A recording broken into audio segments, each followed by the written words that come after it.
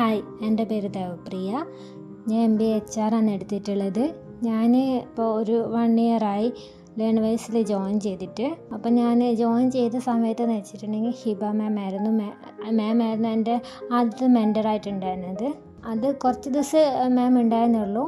അത് കഴിഞ്ഞിട്ട് പിന്നെയാണ് മുബീന മാം വന്നത്. ഇപ്പം എൻ്റെ മെൻറ്റർ മുബീന മാം ആണ്. മുബീന മാമിനെ കുറിച്ച് പറയുകയാണെങ്കിൽ നമ്മളിപ്പം സ്കൂളിലൊക്കെ പഠിക്കുന്ന സമയത്ത് കുറച്ച് സ്ട്രിക്റ്റ് ആയിട്ടുള്ള ടീച്ചേഴ്സും ഉണ്ടാവും, കുറച്ച് ഫ്രണ്ട്ലി ആയിട്ടുള്ള ടീച്ചേഴ്സും ഉണ്ടാവും. നമുക്കിപ്പോൾ എന്ത് കാര്യങ്ങളും തുറന്ന് പറയാൻ പറ്റിയ പേഴ്സണൽ കാര്യമാണെങ്കിലും അല്ലെങ്കിൽ പഠിത്തത്തിൻ്റെ കാര്യമാണെങ്കിലും തുറന്ന് പറയാൻ പറ്റിയ ടീച്ചേഴ്സ് ഉണ്ടാവും.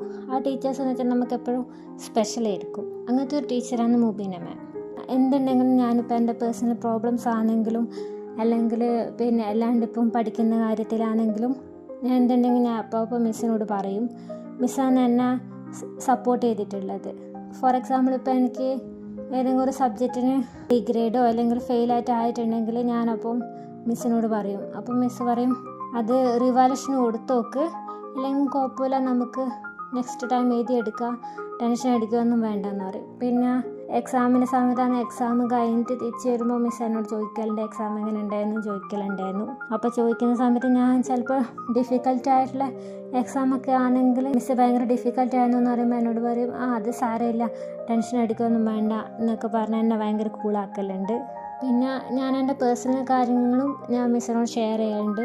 ഇപ്പോൾ ചില സമയത്ത് ഓരോ പ്രശ്നങ്ങളുകൊണ്ട് ഫാമിലി പ്രോബ്ലംസോ അല്ലെങ്കിൽ അല്ലാണ്ട് ഓരോ കാര്യങ്ങളുകൊണ്ടൊക്കെ എനിക്ക് തീരെ പഠിക്കാൻ പറ്റൂലായിരിക്കും. അപ്പോൾ പിന്നെ അസൈൻമെൻറ്റ് എഴുതലും പഠിക്കലൊന്നും നടക്കാത്ത സമയത്തൊക്കെ ഞാൻ മിസ്സിനോട് ഇങ്ങനെ പറയും.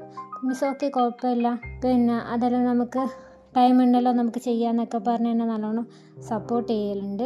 അപ്പോൾ ഈ സെപ്റ്റംബർ 5 എന്ന് വെച്ചിട്ടുണ്ടെങ്കിൽ ടീച്ചേഴ്സ് ഡേ ആണ്. അപ്പോൾ സ്പെഷ്യലായിട്ട് താങ്ക് യു ഞാൻ എപ്പോഴും മനസ്സിൽ പറയുന്നുണ്ട്, അല്ലാണ്ടാണെങ്കിൽ ഞാൻ പറയലുണ്ട്.